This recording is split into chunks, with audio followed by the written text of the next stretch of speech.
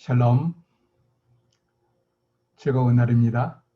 오늘도 함께 저와 함께 신나는 성경 공부, 재미있는 성경 공부, 의미 있는 성경 공부 시간이 되기를 바랍니다. 함께 기도하고 출발할까요? 살아계신 하나님 아버지, 하나님 말씀은 어제나 오늘이나 영원토록 동일하신 것을 믿습니다.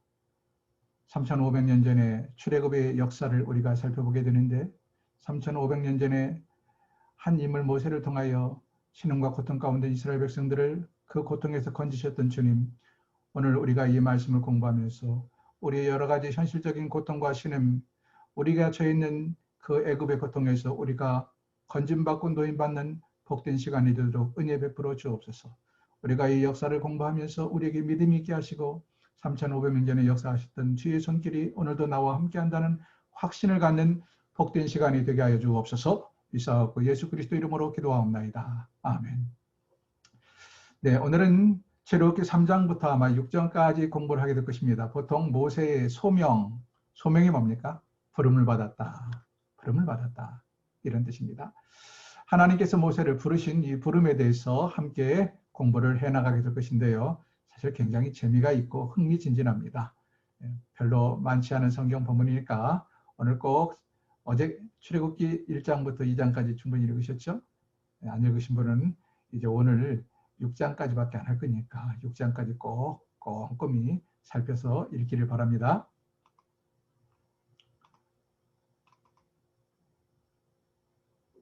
자, 출애굽기 3장부터 6장을 보통 부르심이다 이렇게 표현을 했네요. 부르심.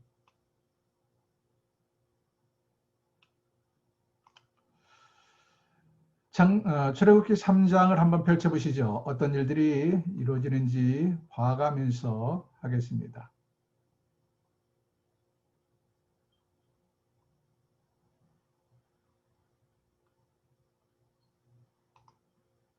봐가면서 출애굽기 3장 모세가 이제 지난 시간에 말씀드린 것처럼 광야 생활 40년이 지났습니다. 광야에서 특별한 광야 훈련소에서 모세가 하나님께 연단을 받고 훈련을 받은 거예요. 그러면서 그전에는 자기의 의에 근거해서 또는 자기의 실력에, 자기의 위치, 자기의 신분에 근거해서 뭔가 할 수 있는 줄 알았던 모세가 아무것도 아닌 것을 깨닫게 되었다는 말씀이죠. 심지어는 자기의 의분을 참지 못해서 애굽 사람 하나 쳐 죽인 것이 발각되어서 도망을 와야만 되는 신세, 그리고는 애굽의 왕자의 자리에서 최고의 자리에서 최고 애굽 사람들이 싫어하는 목동의 자리로 전락해버린 그의 신세. 여러분 말이 그렇지 이거 사람이 죽을 맛 아닐까요? 이 정도 되면 살 맛이 없어질 겁니다. 그래서 저 같으면 아마 못 살았을 것 같아요. 모세는 하니까 그래도 죽지 않고 살았지 어떻게 그걸 살아남습니까? 인간적으로 볼 때 그렇다는 것이죠. 모세는 낮아져서 하나님이 깎이고 하나님이 깎는 대로 하나님이 쪼는 대로 40년 동안 거기서 쪼이고 다듬어지고 깎이고 그러면서 하나님의 신실한 일꾼, 진실한 이제 하나님만 의지하는 그런 지도자로 거듭나고 다듬어지게 됩니다. 자, 그렇게 해서 모세가 몇 살입니까? 80살이 되었을 때 어느 날 벌어진 일입니다. 3장 1절부터 보게 될까요? 모세가 그의 장인 미디안 제사장 이도로의 양떼를 치더니 그 떼를 광야 서쪽으로 인도하여 하나님의 산 호렙에 이르렀다. 이럴 수 있습니다. 호렙산 또는 시내산 이렇게도 말들 하죠. 호렙산은 어디고 시내산은 어디냐? 똑같은 데입니다. 우리가 이런 이야기를 할 때마다 참 어려움을 겪는데 여러분 설악산 하면 설악산이 어디입니까? 사실은 우리가 설악산 하지만 설악산 뭐 크게만 하면 위설악, 내설악 뭐 이렇게 정도 구분하죠. 그러나 위설악이 어디서 어디까지가 위설악이고 내설악이 어디서 어디까지가 내설악입니까? 설악산 안에는 크고 작은 많은 산봉우들이 있어요. 제일 높은 대청봉을 비롯해서 많은 크고 작은 산봉우들이 있습니다. 그러니까 설악산이라고 말할 때 나 설악산에 갔다 왔어 말하지만 여러분 설악산 어디로 갔다 왔단 말이에요. 네? 참 정확한 표현이 아니잖아요. 이것처럼 시내산과 호렙산도 글쎄, 시내산이 아마 큰 산의 전체 덩치를 이야기하는 것 같고요. 호렙산은 그 커다란 시내산의 한 특별한 지역, 이를테면 설악산 하면 무슨 마등령도 있고 소청봉도 있고 대청봉도 있고 하는 것처럼 그 중에 한 지역의 이름이 호렙이 아닌가, 저는 그렇게 생각을 합니다. 그 두 가지가 바뀔 수도 있어요. 중요한 건 호렙산이나 시내산이나 똑같은 산을, 같은 산을 부르는 호칭이다. 이 정도로 이해하시면 되겠습니다. 2절을 계속 같이 보실까요? 여호와의 사자가 떨기나무 가운데로부터 나오는 불꽃 안에서 그에게 나타나시니라. 그가 보니 떨기나무에 불이 붙었으나 그 떨기나무가 사라지지 아니하는지라. 이에 이르되, 모세가 이르되 내가 돌이켜 가서 이 광경을 보리라. 떨기나무가 어찌하여 타지 아니하는가 하니, 그때는 단순히 호기심 때문에 이 떨기나무, 불 붙어 있는 떨기나무에게 가까이 접근했던 겁니다. 그랬더니 4절, 여호와께서 그가 보려고 돌이켜 오는 것을 보신지라. 하나님이 떨기나무 가운데서 그를 불러 이르시되 모세야 모세야 하시매 그가 이르되 내가 여기 있나이다. 하나님이 이르시되 이리로 가까이 오지 말라. 내가 선 곳은 거룩한 땅이니 내 발에서 신을 벗으라. 내 발에서 신을 벗으라. 또 이르시되 난 내 조상의 하나님이니 아브라함의 하나님, 이삭의 하나님, 야곱의 하나님이라. 모세가 하나님 배우기를 두려워하여 얼굴을 가리매 여호와께서 이르시되 내가 애굽에 있는 내 백성의 고통을 분명히 보고 그들이 그들의 감독자로 말미암아 부르짖음을 듣고 그 근심을 알고 내가 내려가서 그들을 애굽인의 손에서 건져내고 그들을 그 땅에서 인도하여 아름답고 강대한 땅, 젖과 꿀이 흐르는 땅, 곧 가나안 족속, 헷 족속, 히브리 족속 등등등 이스라엘 자손의 부르짖음이 내게 달하고 애굽 사람이 그들을 괴롭히는 학대도 내가 보았으니 이제 내가, 하나님 말씀하신 겁니다. 내가 모세 너를 바로에게 보내어 너에게 나의 백성 이스라엘 자손을 애굽에서 인도하여 내게 하리라. 이렇게 말씀하시죠. 자, 여기까지 보시면 400년 동안 이스라엘 백성들이 가나안 땅을 떠나서 애굽에 와 사는 동안도 하나님은 언제나 이방에서도 그들과 함께 하셨습니다. 아브라함에게 이방에서 너희 후손이 객이 되겠고 했지만 그 이방 땅에 그들은 고향을 떠나 낯선 문화, 낯선 언어에 가서 살았는지 모르지만 하나님은 그곳까지 그들과 함께 동행하셔서 그들과 함께 하셨다. 그러면서 하나님은 그들이 얼마나 큰 고통을 당하고 있는가를 아셨고 보셨습니다. 더 중요한 것은 여기 7절 보니까 그들이 하나님께 부르짖었다고 기록이 되어 있어요. 이걸 통해서 우리는 뭘 알 수 있습니까? 이스라엘 백성들이 비록 애굽 땅에 가서 살았지만 애굽은 사실 많은 다신 종교거든요.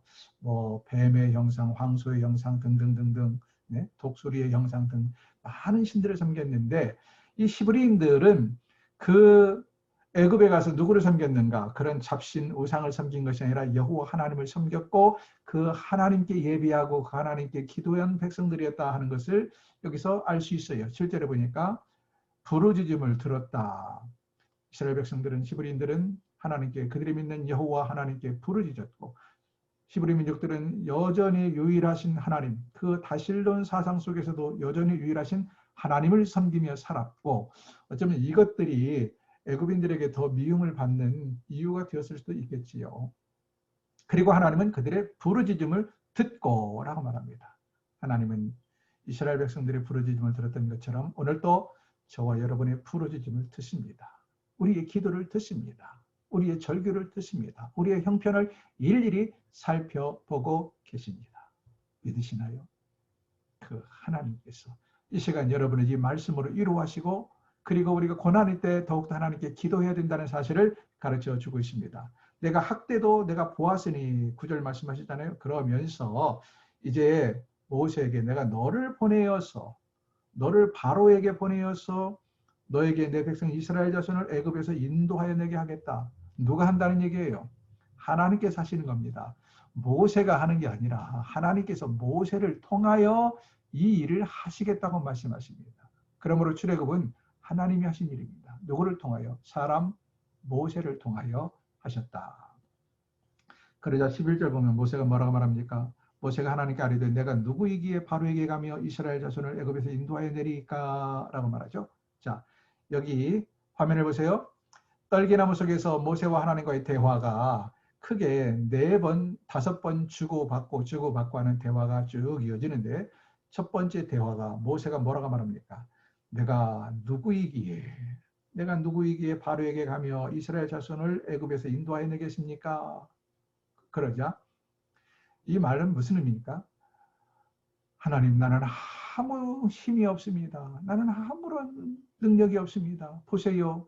나는 애굽의 왕궁에서 40년을 살았지만 그때도 별로 능력이 없어서 결국 내 힘으로 사람 쳐 죽인 것밖에 없는데, 여기 와서 최고로 떨어질 대로 떨어져서 목동 노릇을 하면서, 하나님, 나는 내가 정말 무능하고 무기력한 존재임을 너무 잘 알고 있습니다. 제가 뭘 하겠습니까? 이런 의미입니다. 그래서 하나님께서 뭐라고 말씀하십니까? 12절. 하나님이 이르시되 내가 반드시 너와 함께 있으리라. 내가 반드시 너와 함께 있으리라. 그러니까 네가 하는 거 아니야. 내가 너를 보내고 내가 너와 함께하고 내가 너를 통해서 하시는 일이야 라는 사실을 강조하죠. 그러자 두 번째, 자, 화면 보시면 두 번째 모세가 뭐라고 또 말을 합니까? 백성들이 내가 만난 하나님이 그 이름이 무엇이냐고 물을 텐데 제가 뭐라고 대답합니까? 그러자 하나님께서 말씀하시기를 나는 스스로 있는 자니라. 무슨 말이냐면 그 일이 무엇이냐 하리니, 모세 생각해 보세요. 40년 만에 거짓골로 다 늙어가지고, 옛날 40년 전에는 애굽의 왕자의 티라도 있었는데 지금 40년 후에 나이는 나이대로 먹었지요. 네?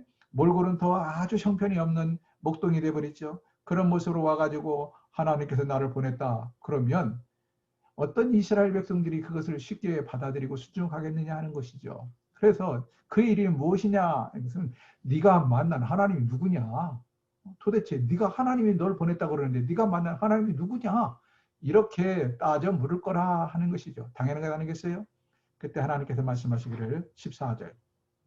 하나님 모세에게 이르시되 나는 스스로 있는 자니라. 여기 스스로 있는 자라는 표현이 매우 중요합니다. 스스로 있는 자, 자존자라는 뜻입니다. 자존자, 스스로 있는 자. 한자로는 자존자. 그러니까 누가, 하나님은 절대자요. 하나님은 모든 만물의 근원이시요. 모든 만물이 있도록 하신 스스로 존재하는 분이다. 이 땅에 스스로 존재하는 물건, 사물이 됐던 어떤 인격체가 됐던 딱 한 분, 하나님밖에 안 계십니다. 나머지는 이 하나님에 의해서 창세기 보면 다 만들어진 걸 보게 되죠. 그래서 하나님께서는 자기의 정체성을 어떻게 표현하냐? 나는 스스로 있는 자다. 이렇게 말씀하십니다. 자존자. 이 말이 바로 여호와라는 이름의 뜻인데요. 나는 스스로 있는 자니라 하고 하나님의 속성을 모세에게 가르쳐줘요. 너는 네가 만난 신이 누구냐? 널 누가 보냈느냐라고 말하면 스스로 있는 자, 여호와, 자존자가 나를 보냈다라고 분명하게 대답을 해라. 이렇게 무게를 실어줍니다. 그러자 세 번째 모세가 다시 물어요. 하나님, 그 백성들이 히브리인들이 내 말을 듣지 아니하고 이르기를 여호와께서 언제 너한테 나타났느냐? 이 형편없는 놈아. 여러분 보세요. 몰골이 좀 뭔가 좀 이렇게 피카번쩍하고 그럴듯해야 사람들이 현혹이 되죠. 지금 늙을 대로 늙어가지고 지팡이 하나 짚고 목동의 모습으로 나타난 이 모세를 보면서 누가 쉽게 그의 지도력을 인정하고 따르겠느냐 하는 것이죠. 그러므로 언제 여호와가 너한테 나타났다고 그러느냐? 라고 백성들이 조롱하고 비웃을 거란 말입니다. 그러자 하나님께서 그러면 모세가 하나님의 신적인 권위를 가진 것을 입증하기 위해서 뭔가 특별한 이적을 행할 수 있는 능력을 주셔요. 하나님 뭐라고 말씀하십니까? 지팡이가 뱀이 되고 손에 문둥병이 되는 기적을 보여주라. 두 가지. 지팡이를 던지더니 지팡이가 뱀이 돼. 백성들 중에 많은 사람들이 놀라겠죠. 그러나 그거 가지고 혹시라도 여전히 그들이 이건 마술에 불과해 라고 생각하는 사람들이 있을지 몰라서 두 번째 이적은 뭡니까? 손에 문둥병이 되는 기적을 보여주라. 이렇게 말씀하십니다. 그래도 모세는 여전히 자신감이 생기지 않았어요. 왜냐하면 자기의 지금의 형편을 볼 때 내가 어떻게 이스라엘 민족을 건져낸단 말이냐. 바로 앞에 내가 어떻게 선단 말이냐. 바로 아직도 나를 잡아 죽이려고 할 텐데 그 폭군 바로 앞에 내가 어떻게 찾아간단 말이냐. 여러 가지 두려움이 여전히 남아 있었습니다. 그래서 모세가 뭐라고 말하냐면 안 가려고 좀 작심을 한 거예요. 하나님, 네 번째 보세요. 하나님, 나는 입이 뻣뻣하고 혀가 둔한 자입니다. 나는 말을 잘 못해요. 여러분, 우리도 그런 사람 있잖아요. 어떤 사람은 나는 너무 내성적이라 당신이 나 못해. 이런 사람들 있잖아요. 그러자 하나님께서 뭐라고 말씀하십니까? 내가 내 입과 함께 있어서 할 말을 가르쳐 주겠다.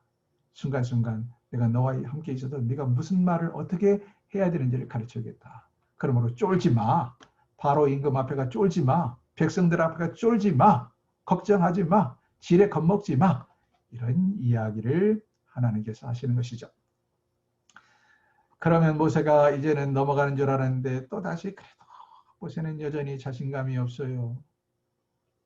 모세는 가고 싶지 않아요. 그래서 뭐라고 말합니까? 하나님, 오 주여, 제발 보낼 만한 자를 보내셔서 나처럼 할 주변도 없고 나처럼 이렇게 정말로 자신감이 없는 사람을 보내서 뭐 하려고 그럽니까? 그러자 하나님께서 이번에 노하셨다. 노하시며 뭐라고 말씀하십니까? 내 형 아론이 있지 아니하느냐? 뭘 겁을 내느냐? 이렇게 책망을 하십니다. 그래서 결국 모세는 더 이상 하나님께 안 간다고 발뺌할 수가 없어서 이제는 이렇게 하나님이 계속해서 자신감을 주고 권위를 부여하고 심지어는 이적을 행하시는 능력을 주고 또 형이라는 사람을 붙여주고 한다고 말씀하셔서 드디어 어떻게 합니까? 모세가 이제는 순종해서 돌아오게 됩니다. 40년 만에 귀향이죠. 돌아와서 형을 보고 히브리 민족을 만나고 그동안에 있었던 경위들을 설명을 했겠죠. 그리고는 이스라엘의 히브리 민족의 대표 장로들을 만나서 하나님이 내게 이렇게 말씀하셨다. 우리는 이제 이 땅에서 떠나서 우리의 조상 아브라함에게 하나님이 약속하신 대로 젖과 꿀이 흐르는 땅으로 돌아가게 될 것이다. 라는 말씀을 하게 됩니다. 자, 문제는 이렇게 해서 모세가 당당하게, 부모도 당당하게 바로를 찾아갑니다. 어쩌면 모세는 하나님께서 그렇게 나에게 권위를 부여했고 힘을 주셨고 하나님이 나와 함께 하시기 때문에 가서 딱 말하면 바로가 순수하게 순순히 자기 백성들을 히브리인들을 고향으로 돌아가도록 허락할 것이라는 생각을 했을지도 모릅니다. 그러나 웬걸 딱 첫 번째 부딪히자마자 오히려 더 큰 어려움을 당하게 되죠. 자,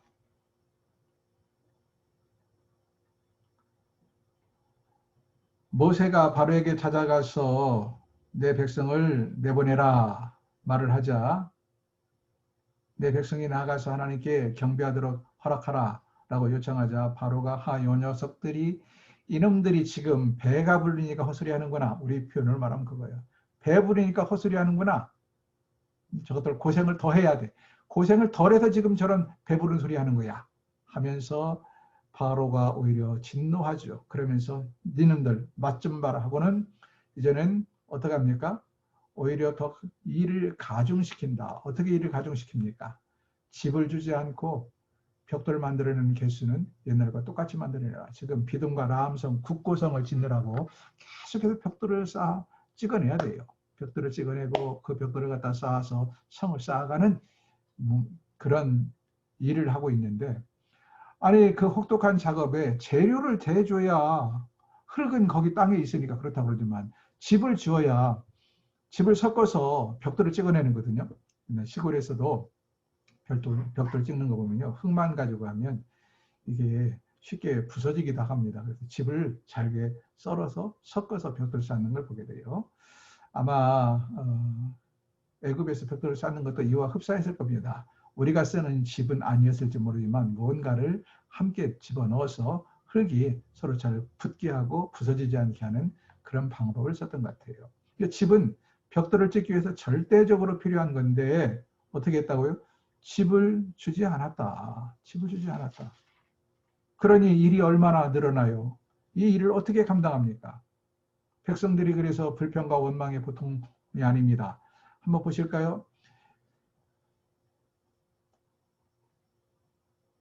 17절 5장 17절입니다. 5장 17절에 보시면 바로가 이르되 너희가 게으르다 게으르다. 그러므로 너희가 이르기를 우리가 가서 여호와께 제사를 드리자 하는도다. 그러면서 이제 가서 일하라. 집은 너희에게 주지 않을지라도 집은 너희에게 주지 않겠다. 그러나 벽돌은 너희가 지금까지 만들어 온 수량대로 만들어 바쳐야 한다라고 엄포를 놓습니다. 기록하는 일을 맡은 이스라엘 자손들이 너희가 매일 만드는 벽돌을 조금도 감하지 못하리라 함을 듣고 화가 몸에 미친 줄을 알고 모세가 괜히 와서 불을 저질렀구나. 지금도 우리는 힘들어 죽겠는데 모세가 우리 민족을 구원한답시고 왕에게 가서 헛소리를 해가지고 왕이 우리를 더욱더 화가 나서 진노해서 이렇게 혹독하게 일을 시키는구나. 이제 집도 주지 않으면서 날마다 만들던 개수를 똑같이 만들려고 그러면 우리는 모자라는 일손을 쪼개서 가서 집을 걷어와야 되고 재료를 구해와야 되고 그러니 훨씬 더 일이 고되고 힘든 것이죠. 그래서 이 백성들이 이제는 절망도 되고 힘도 빠지고 그러면서 모세와 아론에게 화가 났어요. 입이 이만큼 빠져나온 거예요. 저것들이 가만히 있지 왜 와가지고 우리를 구원한답시고 임금을 찾아가가지고 우리를 이렇게 어렵게 만드는가. 지금 화가 날 대로 났습니다. 그 순간 20절 5장 20절입니다.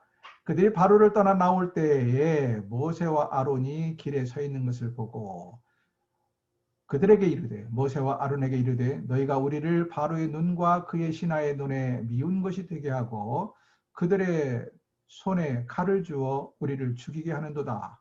여호와는 너희를 살피시고 판단하시기를 원하노라. 이렇게 말합니다. 여호와는 너희를 판단하시기를 원합니다. 쉽게 말하면 하나님이 너희를 저주할 거야. 하나님은 아셔 하면서 그들을 향하여 지금 분노하고 있는 모습을 보게 됩니다. 자, 이쯤 되면 모세 입장에서는 얼마나 맥이 풀릴까요? 아직도 사실 모세는 덜 연단이 됐습니다. 40년 동안 연단 받았다고 그러지만 그래서 하나님이 자기를 부르셨고 자기에게 일을 맡겼기 때문에 쉽게 풀릴 거라고 생각을 했을 거예요. 물론 하나님께서 단박에 풀리진 않는다라는 예고를 하셨지만 일이 처음부터 이렇게 꼬여들어갈 것은 몰랐습니다. 그래서 지금 바로가 진노하고 바로가 거절하는 것도 힘들어 죽겠는데 동족들은 모세에게 대들고 왜 우리 지금도 힘들어 죽겠는데 더 우리를 힘들게 마느냐고 자꾸 따져묻고 그러자 모세가 너무 힘들고 괴로워요. 그래서 하나님을 찾아가서 하소연을 합니다. 22절 5장 22절 보시면 모세가 여호와께 돌아와서 아뢰되 주여 어찌하여 이 백성이 학대를 당하게 하셨나이까 어찌하여 나를 보내셨나이까 내가 바로에게 들어가서 주의 이름으로 말한 후로부터 그가 이 백성을 더 학대하며 주께서도 주의 백성을 구원하지 아니하시나이다 하면서 하나님 앞에 원성을 늘어놓고 원망하며 볼멘소리를 합니다. 그러자 하나님께서 모세에게 이르시되 6장입니다. 6장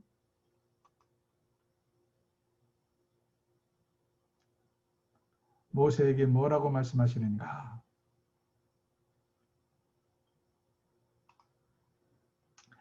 여호와께서 모세에게 이르시되 이제 내가 바로에게 하는 일을 내가 보리라. 지금 실망해 있는 모세에게 하나님께서 말씀하셔요. 이제 내가 행하는 일을 네가 보게 될 것이다. 지금 저렇게 콧대가 높은 바로가 내가 행하는 재앙들을 통하여 콧대가 낮아져서 결국 두 손 들고 항복하고 너희를 내보내는 모습을 보게 될 것이다. 이 말씀을 하십니다. 이제 내가 바로에게 하는 일을 내가 보리라. 강한 손으로 말미암아 하나님의 강한 손이죠. 하나님의 강한 손으로 말미암아 바로가 그들을 보내리라. 결국 재앙을 당할 대로 당하고 바로가 항복하고 말 것이다. 강한 손으로 말미암아 바로가 그들을 그의 땅에서 쫓아내리라 하면서 2절 보세요. 2절 하나님이 모세에게 말씀하여 이르시되 나는 여호와니라 라는 말씀을 여기서 합니다. 그러면서 3절 보면 내가 아브라함과 이삭과 야곱에게 전능하신 하나님으로는 나를 나타냈지만 나의 이름을 여호와로는 너희 조상들에게 나타나지 않았다. 그래서 여호와라는 이름을 정식으로 주신 것은 바로 모세에게 이때입니다. 여호와, 나는 자존자, 스스로 있는 자라는 뜻입니다.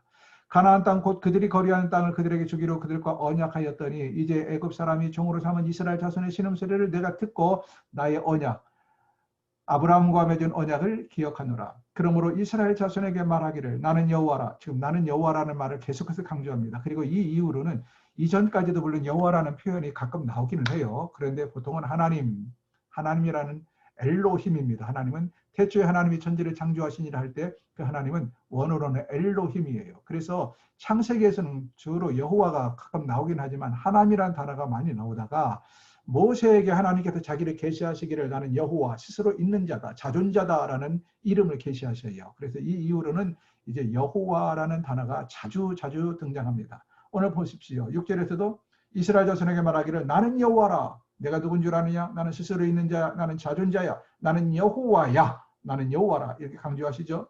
내가 애굽 사람의 무거운 짐 밑에서 너희를 빼내어 그들의 노예에게서 너희를 건지며 편팔과 여러 큰 심판들로서 너희를 속량하여 너희를 내 백성으로 삼고 나는 너희 하나님이 되리니 나는 애굽 사람의 무거운 짐 밑에서 너희를 빼낸 너희를 건져낸 너희 하나님 여호와인 줄을 너희가 알리라. 이스라엘 백성들에게 이 과정을 통하여서 이제 출애굽하는 과정을 통하여 너희가 믿는 신이 누구냐? 여호와인 것을 너희가 체험하게 되리라 말씀하십니다. 8절에서도 또다시 내가 아브라함과 이삭과 야곱에게 주기를 맹세한 땅으로 너희를 인도하고 그 땅을 너희에게 주어 기업을 삼게 하리라. 나는 누구라? 나는 여호와니라. 계속해서 하나님께서 자신의 정체성, 자신의 신분을 여호와라는 말로 강조합니다. 그래서 성경에서 가장 많이 쓰인 단어는 하나님이라는 단어고요. 그 다음에 쓰인 단어가 여호와입니다. 특별히 구약 이스라엘 백성들에게는 여호와라는 개념이 매우 강했어요. 스스로 있는 자, 자존자. 왜? 그들의 조상 아브라함에게 그리고 그들의 인도자 모세에게 하나님께서 보여준 이름 그리고 그들의 그 출애굽은 이스라엘 백성들의 가장 중요한 사건이거든요. 그들은 이 해방된 사건을 이스라엘 구약의 역사에서 가장 중요하게 생각을 해요. 그렇기 때문에 이 해방을 맞이하게 하신 이름 여호와를 즐겼었고 여호와를 그들은 늘 가까이 하는 신앙을 가지고 살았던 것입니다. 이렇게 해서 13절 볼까요? 여호와께서 모세와 아론에게 말씀하사 그들로 이스라엘 자손과 애굽 왕 바로에게 명령을 전하고 이스라엘 자손을 애굽 땅에서 인도하여 내게 하시니라. 딱 그래서 이제 앞으로 어떤 일이 벌어지냐? 하나님께서 분명히 나는 여호와야. 내가 너를 통해서 이제 이스라엘 바로 왕을 어떻게 벌을 주고 어떻게 저주를 내리고 그래서 저렇게 꼿꼿하고 기세등등하고 교만한 바로가 어떻게 꺾어지고 그리고 이스라엘 백성들을 어떻게 내보내는지 이 사건을 통해서 이스라엘 시브리인들이 믿는 하나님이 누구인지를 만방에 내가 선포할 것이다 하는 분명한 의지를 표현합니다. 그리고는 이제 7장부터 실제로 이 일이 하나씩 진행이 되게 됩니다. 우리는 보통 10가지 재앙이라고 말하죠. 이 10가지 재앙을 통하여 전능하신 하나님의 능력을 히브리인들은 믿음을 더 또 튼튼히 하는 계기가 되고요. 그 이전에 그들이 물론 여호와 신앙을 하나님만 믿는 유일신 신앙을 가지고 있었지만 이러한 경험들이 없었는데 피부로 하나님께서 이 땅에 오셔서 이적을 통하여 그들이 믿는 하나님이 참신인 것을 한 가지 경험해 가면서 히브리인들의 믿음은 점점 튼튼해지고 단단해집니다. 반면에 콧대가 높은 애굽인들 그리고 바로 왕은 자신들이 믿는 신이 아무것도 아닌 것을 깨닫게 되고 인간이 가지고 있는 권력이 여호와 하나님이 바람 불어 흔들면 아무것도 아닌 것을 깨닫게 됩니다. 그리고 후손들은 이런 구약의 역사를 통하여 여호와 하나님이 어떤 분이신가, 여호와 하나님이 얼마나 능력이 많으신 분인가, 여호와 하나님이 한번 생각하시고 섭리하신 것들이 어떤 과정을 통하여 끝내 이루어지는가를 우리에게 보여줍니다. 자, 오늘도 말씀을 정리하겠습니다. 사랑하는 여러분, 이 말씀을 보면서 어떤 생각을 하십니까? 우리가 구약의 역사를 공부하는 이유는 단순히 무슨 지식적으로 뭘 알기 위함이 합니다. 이 구약의 역사는 우리의 직접적인 역사는 아니지만 우리의 믿음을 위해서는 반드시 이해하고 넘어가야 할 역사이고 그리고 이 역사를 통해서 우리는 우리가 믿는 하나님이 어떤 분인가를 이해하게 됩니다. 그리고 이런 역사를 이해하고 바로 깨달을 때 우리가 믿는 하나님에 대한 굳건한 믿음이 생깁니다. 우리가 믿는 하나님 여호와 자존자, 스스로 있는 자, 누가 만든 신이 아닙니다. 스스로 계신 자. 그분이 온 천지를 만드셨고 그분이 지금도 온 천지를 주관하고 다스리고 계십니다. 그 여호와께서 오늘도 여러분의 삶의 현장에 함께 계십니다. 이스라엘 백성들의 힘들 때 여호와 하나님을 찾았던 것처럼 우리가 인생의 삶의 고달픈 환경 속에서 좌절하고 낙심이 들 때마다 해야 할 일이 무엇인가? 이 여호와 하나님을 찾는 것입니다. 힘써 찾으라. 찾을 만한 데 찾으라. 그리하면 하나님을 만나는 역사가 있을 것입니다. 이런 은혜가 이 한 주 동안도 여러분에게 넘치기를 주의 이름으로 축원합니다. 오늘은 여기까지 하겠습니다. 한 주 동안도 평안하시기를 기원합니다. 샬롬.